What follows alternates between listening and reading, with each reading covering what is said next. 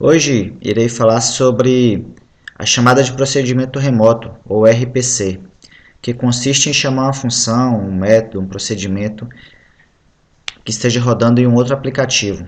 Essa chamada é feita via redes de computadores. Várias linguagens de programação implementam essa forma de comunicação remota. Internamente ela implementa sockets, só que a gente vai ver aqui que a gente trabalha num nível mais elevado, com muitas das coisas que a gente trabalhava quando trabalhou com socket, aqui a gente vai ser abstraído, ok? Então, é necessário baixar essa biblioteca da Apache, porque eu estou utilizando ela, essa XML RPC, para fazer essa comunicação via rede, utilizando a chamada de procedimento remoto.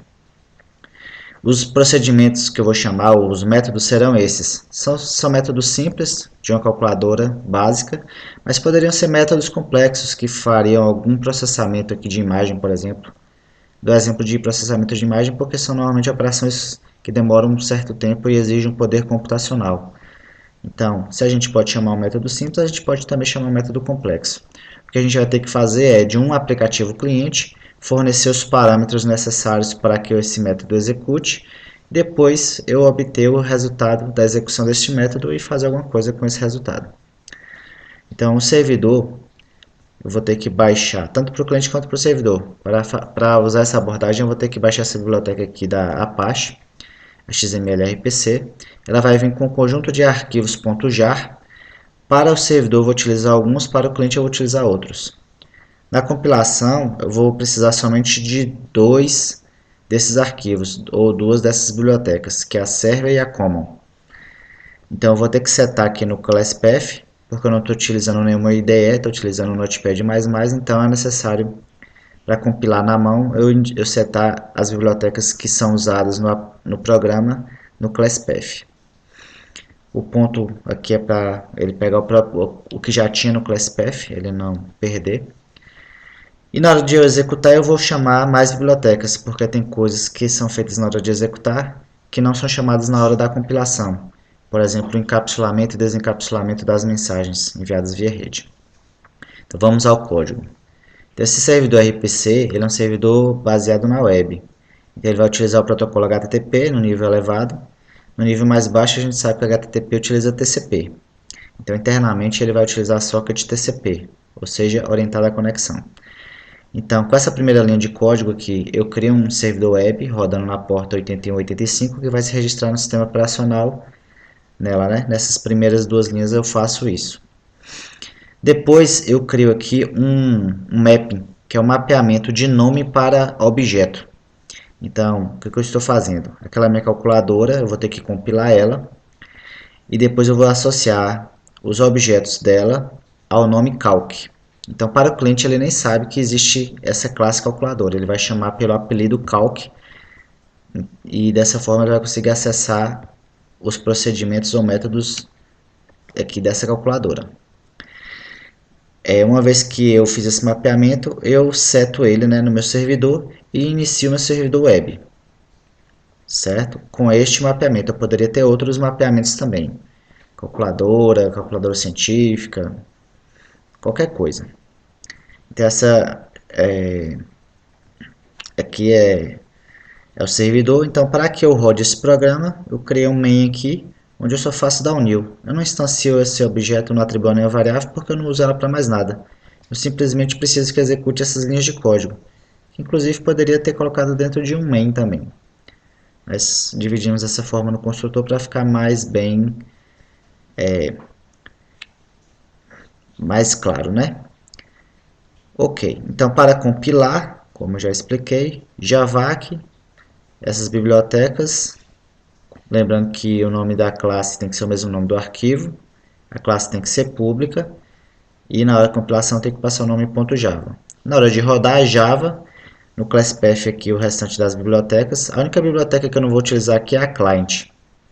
Vem 5 bibliotecas e aqui eu só uso 4, não uso a client. E lá no cliente eu já vou usar o contrário, eu vou usar a client e não vou usar o server. Ok, e aqui eu chamo o arquivo sem o .java. que é comum do Java, não é do RPC, todo mundo já sabe disso. E no meu cliente, né, como é que funciona aqui agora? Então, no meu cliente, como falando novamente, já vou deixar isso aqui à disposição para vocês baixarem, né? O site da Apache, a biblioteca. Aqui são as bibliotecas para compilar e aqui as bibliotecas para rodar o cliente. Observe que são bem parecidos, cliente e servidor, que muda aqui lá no servidor que é server e no cliente aqui é a biblioteca client.jar. Então, no meu cliente é muito parecido com clientes baseados em sockets que nós já vimos. No cliente baseado em sockets, eu tinha que saber onde estava o servidor, tanto a máquina quanto a porta que ele estava rodando. Então, aqui eu tenho uma URL do servidor onde eu indico aqui onde é que ele está rodando. É um servidor web, então vai utilizar o protocolo HTTP. Está rodando no localhost na minha própria máquina, mas se estivesse rodando em outra máquina era somente colocar o nome ou IP aqui. E aqui é a porta onde o servidor está rodando, 8185, certo? O cliente RPC, ele configura aqui ou seta a configuração do cliente para que ele possa se conectar nesse servidor, nessa URL, rodando em localhost na porta 8185 com o protocolo HTTP. Uma vez que foi feita essa configuração e setado para que este cliente se conecte neste servidor, aqui, né, terminamos a configuração inicial do cliente. Só que como que o cliente agora vai fazer a chamada àqueles métodos de calculadora que estão lá no servidor? No cliente, você só vai ter somente essa classe, você não tem acesso à implementação interna de calculadora. Então, como a gente vai fazer isso? A gente vai criar novos métodos, certo? Observe que os métodos lá chamam adição, subtração, multiplicação e divisão.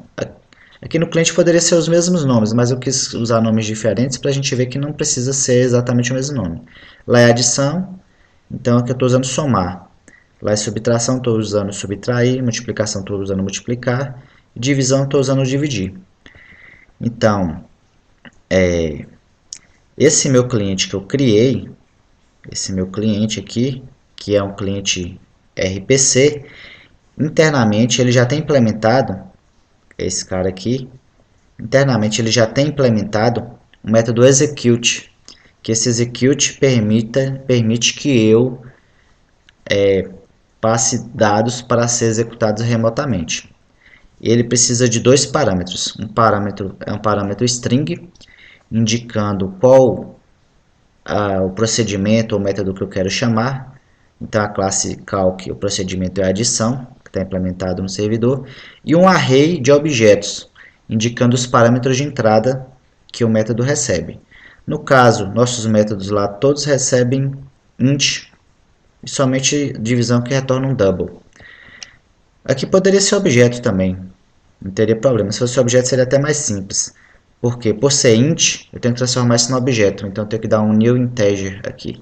Se fosse um outro tipo, eu poderia colocar ele aqui diretamente, sem precisar criar um objeto.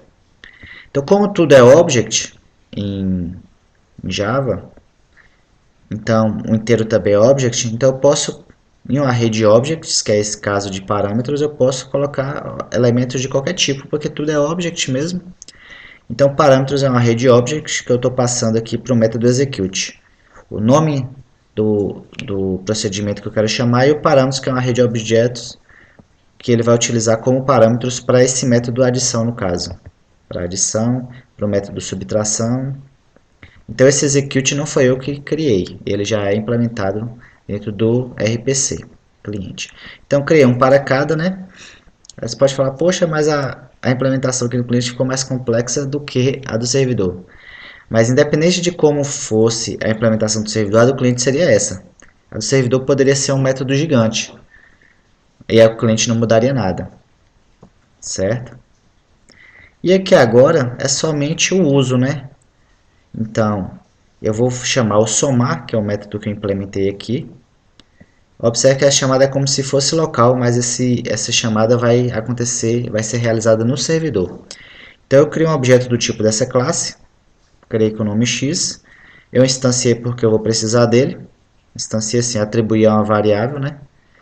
E aqui eu faço a chamada x.somar, passando os parâmetros 1 e 2. O que vai acontecer? Esse 1 e 2 vão ser transformados para objects, vão ser colocados dentro de um array de objects, né, somar, e eu vou chamar o execute, passando com parâmetros adição e esse array de objetos. Então, isso daí vai ser encapsulado, vai ser serializado, vai ser enviado para o servidor RPC, que vai pegar a calc. A calc é o objeto do tipo calculadora. Então, ele vai lá na calculadora e vai chamar o método correto, que é o método adição, que o cliente setou na hora de chamar somar, e vai desencapsular desses array de objetos os parâmetros e vai usá-los aqui como parâmetros para a chamada do método. Vai chamar o método, vai executar o retorno desse método. Aqui, por exemplo, foi um tipo primitivo, mas poderia ser um tipo objeto. O próprio execute já retorna um object também. Então ele retorna um object e a gente tem que fazer a conversão para o tipo correto. Então, como é um inteiro que eu estou utilizando, ele vai fazer a conversão para o inteiro. Observem que, inclusive, tem até um erro aqui, ó. Dividir ele não retorna um double, porque a divisão pode dar um número fracionado. Então aqui eu vou ter que fazer uma correção para um double, certo? Então aqui um double e aqui também é um double. Pronto, certinho agora. Então é isso. RPC com Java. Então, só para ficar mais claro aqui é a chamada do método somar passando o valor 1 e 2, que talvez na câmera não tinha aparecido antes.